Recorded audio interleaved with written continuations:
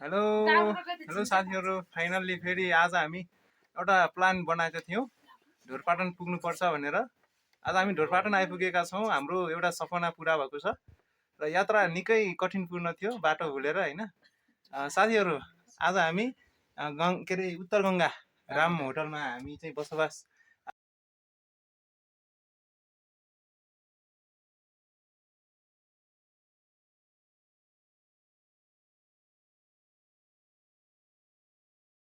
आजको बसाइ यहाँ गङ्गापुर राम होटलमा रहेको छ। यहाँ खाना पनि रेडी भइसकेको छ। हाम्रो साउन दिदी अनि त्यसपछि हाम्रो साउजी उहाँ हुनुहुन्छ। एकदम व्यवस्थित तरिकाले हामी चाहिँ यहाँ बसेका छौँ। अत्यन्तै चिसो रहेछ।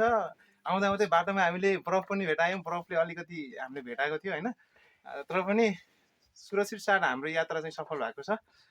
एकदमै हामी अब बेलुकाकोलाई के भन्छ थाहा भएन अङ्ग्रेजीमा। बेलुकाको हामी खाना खान लागेको छौँ। हाम्रो खाना रेडी भइसकेको छ। साथीहरू, यो भिडियो यसो हेरिदिनु होला। अनि यो भिडियो हेरेर तपाईँलाई कस्तो लाग्छ यसो सल्लाह सुझाव कमेन्ट गरिदिनु होला। मनपर्छ भने लाइक गरिदिनु होला, सब्सक्राइब पनि गरिदिनु नभुल्नु होला भन्न चाहन्छु। म अलिकति ब्याक साइडको भिडियो देखाउन चाहन्छु साथीहरू। हेलो प्रकाश दाजु, आजको यात्रा कस्तो भयो ढोरपाटनसम्म? गुल्मीदेखि ढोरपाटनसम्म हाम्रो यात्रा चाहिँ गुल्मी मनाने गाउँपालिकादेखि हाम्रो ढोरपाटन जाने पुग्ने भनेर यात्रा गरिएको हो।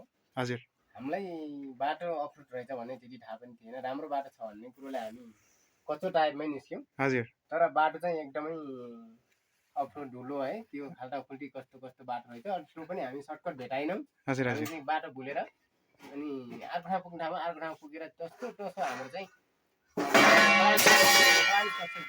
हजुर, हजुर, हामी ढोरपाटन आइसकेका छौँ।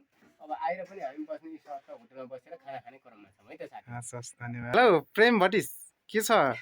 कस्तो लाग्यो आजको यात्रा? भनौँ न, आफूलाई लागेको होइन, आफूले अनुभूति गरेको कुरा क्या। ओके ओके ओके, एकदमै राम्रो लागेको छ साथीहरू। ल ओके।